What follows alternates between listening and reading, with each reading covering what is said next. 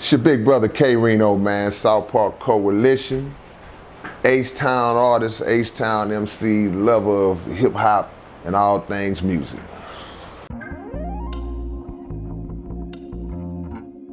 I fell in love with rap in the late 70s, to kind of give y'all an idea how long I've been around.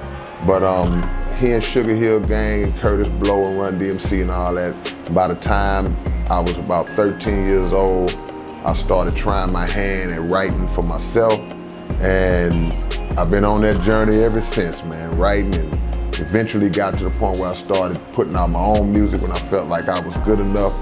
And 37 years later, we still here, still blessed to be doing it. The difference between this project and my previous project, there won't be a great difference, but I think more so in recent years, I haven't been doing much collaborative stuff. I kind of get in my mode where once I get ready to start working on something, I just go for it and I do it pretty much by myself.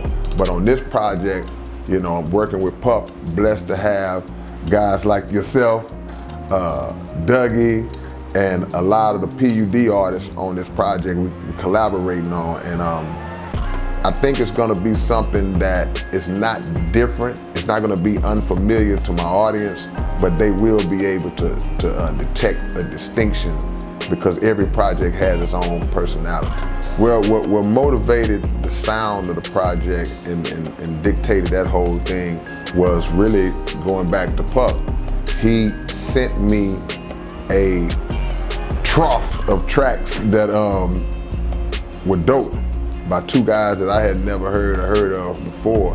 And that's usually the foundation that you use to establish what the sound is gonna be. When I first heard the tracks, I was like, man, these are tracks that I would select if I was doing an album just like I normally do my other albums. So again, the transition was so smooth because I fell in love with the production.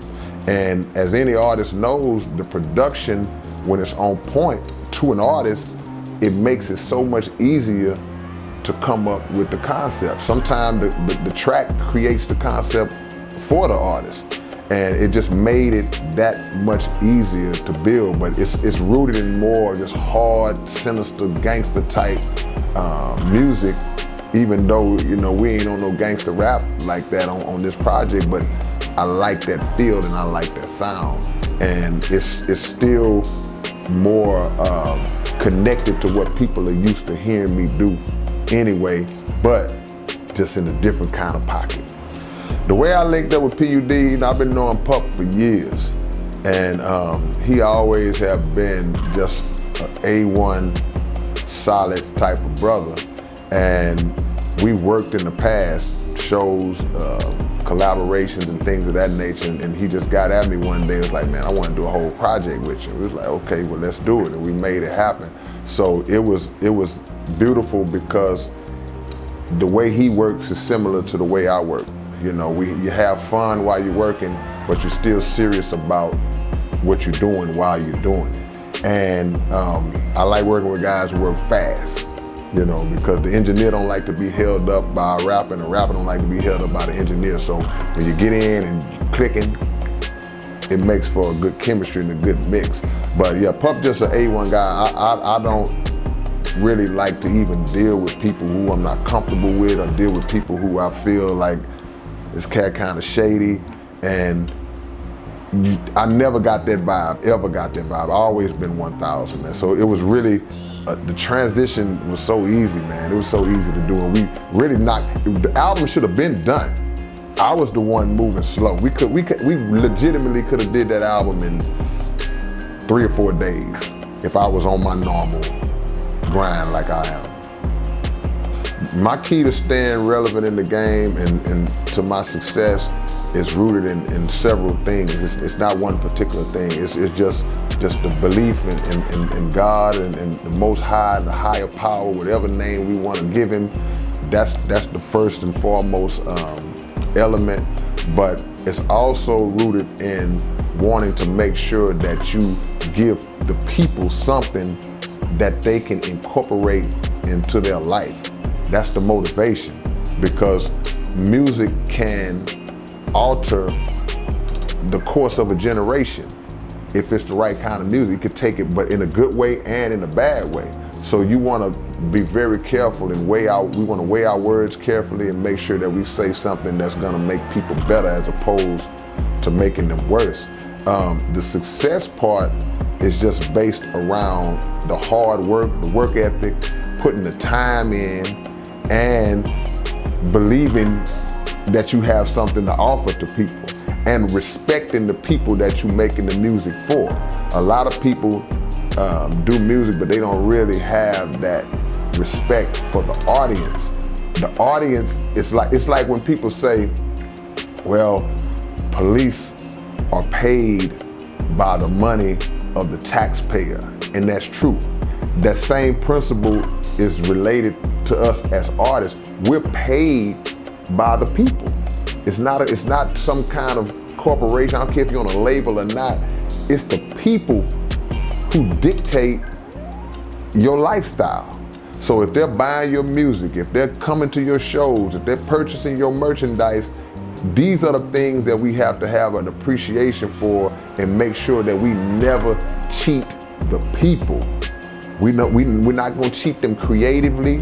We're not going to cheat them publicly and in person. We're going to have the appreciation for them because we understand where our bread is buttered. My advice to anyone who's trying to get in it, or my advice to anyone who's currently in it, is to don't play with it. If you're going to do it, take it seriously. Because as an artist who's been doing it for almost 40 years now, you have to take it seriously. You don't play with the game. You don't play with the game. Too many people that I know personally have died, went crazy, went to jail, have had ups and downs just through this music.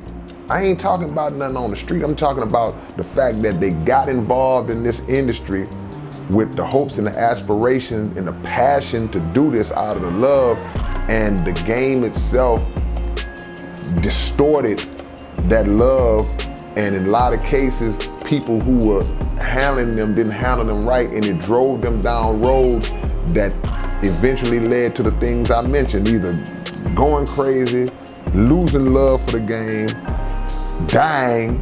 So you don't play with this. With this something we take, this our life. So if you're gonna get in it, even if you're saying, you know what, I think I can make money off of it, that's okay, that's good and fine. Respect the art form and learn the history of it.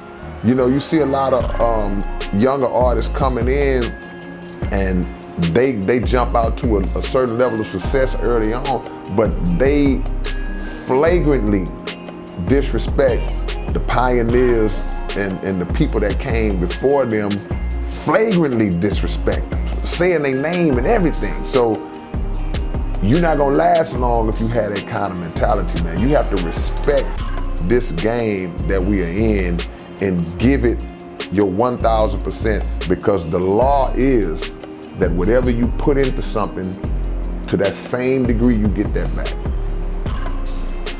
What got me started in radio and doing the K-Rino radio show, a friend of mine, a brother of mine, Brother Brian Muhammad from the Nation of Islam, he called me and said, brother, up here at KPFT, they got a spot open to host a radio show. And I was like, man, I'm not interested in doing nothing like that, man. And he said, it would be a good look. You would have the freedom.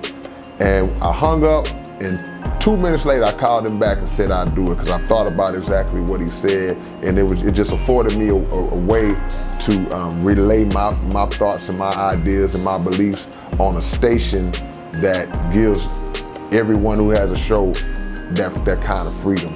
So we 2 years in doing radio. It's been cool, it's been great. We mix it up with commentary and interviews. We don't even play music. So it's been cool, and we'll just see how long we can keep going with it.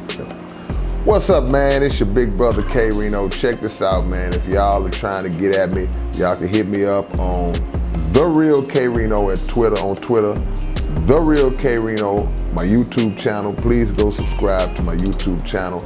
And that's really about it, man. Any merchandise, any music you want to purchase for those who still want hard copies, I just released a book called Life Lessons and Lyrics, and you can order any of that stuff from southparkcoalition.net.